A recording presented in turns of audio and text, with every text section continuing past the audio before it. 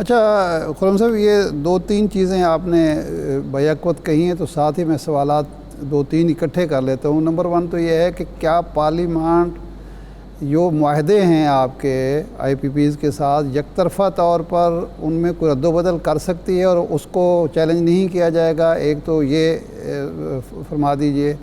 دوسرا یہ ہے کہ آپ کے جو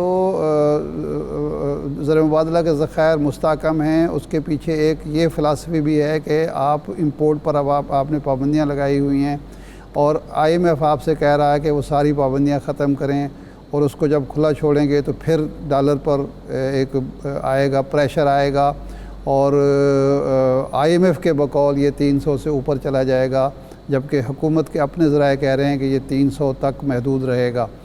اگر امپورٹ جو ہے اس پر پابندی ختم ہوتی ہے تو کتنا پریشر آئے گا؟ اور تیسری سب سے بڑی وہ یہ ہے کہ آئی ایم ایف کی شرائط آپ پہلے مانیں گے، پارلیمنٹ سے منظور کرائیں گے، اس کے بعد مذاکرات کا آغاز ہوگا۔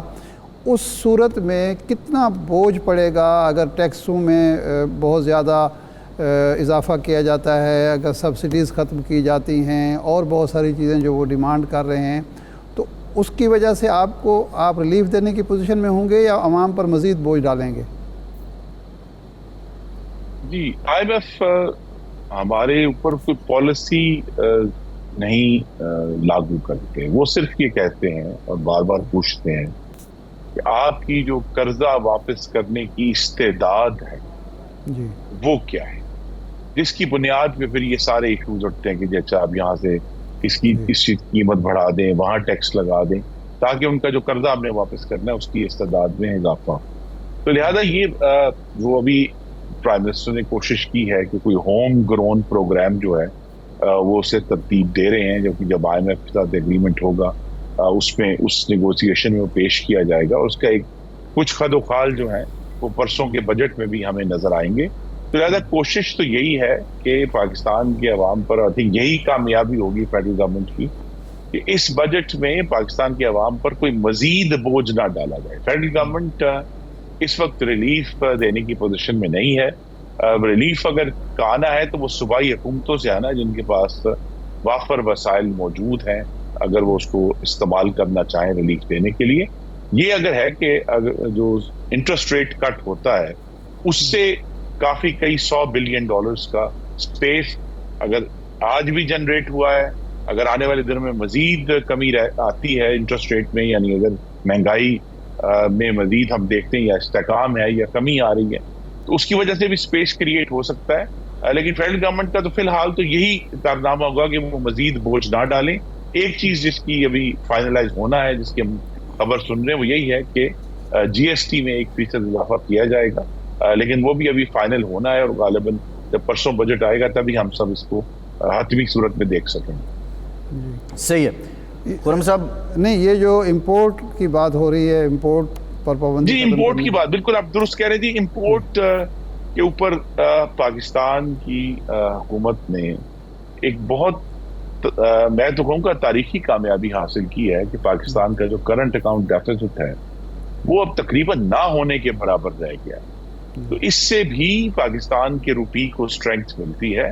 تو ہمیں یہ جو اگر فارمولا ہے آئی ایم ایف کا کہ جی ہمیں ہر صورت جو ہے وہ امپورٹ کھولیں، پاکستان نے بہرحال اپنے معیشت اور اپنے مفادات کا دفاع کرنا ہے، اور بعض ایسے معاملات ہیں جن میں ہم کروشل چیزوں پہ تو ضرور امپورٹ کھولنا چاہیں گے۔ آپ نے دیکھا ہے کہ اس سال بہت ساری چیزیں جن میں پہلے ریسٹرکشنز تھیں وہ آئی ہیں، لیکن زیادہ وہی چیزیں آئی ہیں جو پاکستان کی جو انڈسٹریل استعداد ہے اس کو بڑھاتی ہیں۔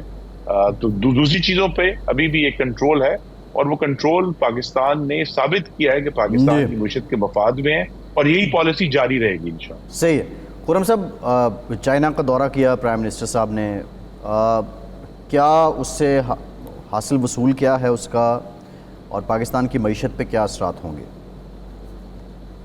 جی اس کا اس سے زیادہ کہ ہم کوئی جو ہے وہ پروجیکٹ کے اوپر بات کریں، اس وزٹ کا سب سے بڑا جو مثبت نتیجہ ہے وہ یہ ہے کہ چائنا کا وہ اعتماد جو عذاب عمرانی میں پاش پاش ہو گیا تھا وہ دوبارہ قائم ہونا شروع ہوا ہے پاکستان کی معیشت پہ اور پاکستان کی حکومت. اور وہ جو بڑے ایک تاریک سال تھے، کیونکہ چائنا نے پھر اس دوران 2018 کے بعد جو 4 سال تھے، انہوں نے باقاعدہ طور پہ یہ کہا تھا کہ وہ پاکستان میں مزید سرمایہ کاری جو سی پیک میں ہو گئی وہ ہو گئی، اس کے بعد نہیں کریں گے. لیکن اس وزٹ میں دوبارہ نئی سرمایہ کاری پر گفتگو شروع ہوئی ہے جو بڑی مثبت ہے. اور میری یہ توقع ہے کہ غالباً شاید اس سال کے آخر میں جب وزیر اعظم دوبارہ ان کا چائنا کا دورہ متوقع ہے، اس میں پھر جو ہے یہ ساری ڈسکشن جو ہے اس کے واضح طور پر نتائج سامنے آئیں گے. لیکن یہ وزٹ جو ہے وہ اعتماد کی بحالی کے لیے ضروری تھا، اور الحمدللہ اس نہج پر بہت کامیاب رہا ہے. صحیح. 100 دن آپ کے پنجاب میں بھی مکمل ہو گئے ہیں. خرم صاحب، پنجاب میں ویسی طاقتور یا جاندار اپوزیشن نہیں ہم نے دیکھی جیسی وفاق میں ہے، جو ٹف ٹائم ہے. تو پنجاب آپ کا ایک شو کیس بھی رہا ہے. یہاں پہ بڑا کارنامہ کیا ہے 100 دنوں میں پنجاب میں؟ جی، یہاں کارنامہ یہ ہے کہ جو شکست و ریفت دیکھی ہے اس کا عمل روک دیا ہے، اور وزیر اعلیٰ صاحبہ جو ہیں وہ انہوں نے مختلف اداروں کے دورے کیے ہیں اور ان کو اعتماد دیا ہے کہ وہ بڑی دلجوئی سے پاکستان اور پنجاب کے عوام کی خدمت کر سکیں. اور اس میں ابھی ان کا جو بجٹ آ رہا ہے اس کے اندر آپ دیکھیں گے کہ بہت ساری اصلاحات بھی متوقع ہیں. اور آنے والے بجٹ کے بعد جو جو اہم دن ہوں گے اس موسم خزاں میں، جس میں میجر لیجسلیشن آنی ہے، پولیس ریفارم کی لیجسلیشن آنی ہے. یہ جو ہمارا پورا یہ جو پٹواری کا نظام ہے، آلریڈی مسلم لیگ نون کی حکومت نے سارا کچھ کمپیوٹرائز کیا ہے، لیکن یہ ہر چیز جو ہے اس کو نئی نظر سے دیکھا جا رہا ہے. اور آپ نے کل دیکھا ہوگا کہ انہوں نے یہ کہا کہ ہم ہر شعبے پر، ہر ادارے پر اس پر غور کریں گے کہ اگر وہ غیر فعال ہے تو اسے ختم کریں گے. تو یہ جو پنجاب کی گورنمنٹ کی پوری ایک ری انجینئرنگ ہے، اس کا آغاز مریم نواز صاحبہ نے کر دی. خرم صاحب، ایک مسئلہ ہمیشہ رہا ہے مسلم لیگ کی حکومت کے ساتھ کہ صحافت کے شعبے کو ہمیشہ کسی نہ کسی طریقے سے مخالف بنا لیتی ہے. اچھے ایک فرینڈلی جرنلزم اور فرینڈلی میڈیا سے آغاز ہوتا ہے اور اس کے بعد کوئی نہ کوئی ایسا قدم اٹھایا جاتا ہے، جس طرح ابھی حد تک عزت کا بل ایک لا کے صحافی پر تلوار لٹکا دی گئی.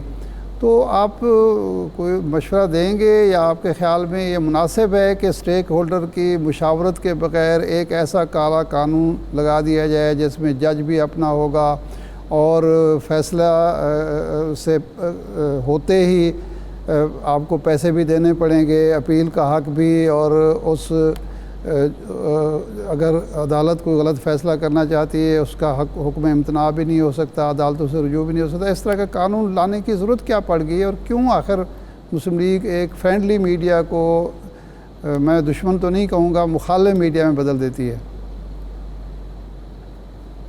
جی ارشاد صاحب، ہم سب لوگ علاج پر بحث کر رہے ہیں، بیماری پر بھی نظر دوڑا ہے. اور وہ یہ ہے کہ پاکستان میں اب کچھ سالوں سے ایک اردو آپ مجھ سے بہتر جانتے ہیں پر انگریزی کے الفاظ ہیں لائبل اور سلینڈر.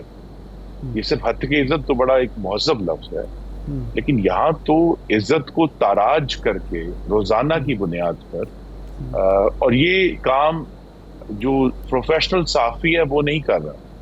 یہ لوگ سوشل میڈیا پر مختلف جو گروہ اور جتھے بیٹھے ہیں وہ یہ کام کر رہے ہیں. تو حد کی عزت کا قانون اس لائبل اور سلینڈر کا جو طوفان ہے اس کو روکنے کی ایک کوشش ہے. اور میرے خیال میں تو یہ صحافیوں جو باقاعدہ اداروں کے ساتھ منسلک ہیں ان کے اوپر اس کا زیادہ اثر نہیں آئے گا. زیادہ ایشو اس کا ٹارگٹ وہی لوگ ہیں جو جتھے ہیں، جو حد کی عزت کرتے ہیں، جو ہمارے مختلف اداروں کے جو اراکین ہیں ان کے اور ان کے خاندانوں پر روزانہ حملہ آور ہے. تو ہم اس پر ضرور بحث کر سکتے ہیں کہ اس کا بہتر طریقہ کیا ہے، لیکن بہرحال ہمیں بحیثیت قوم اس بیماری کا علاج کوئی تجویز کرنا ہے.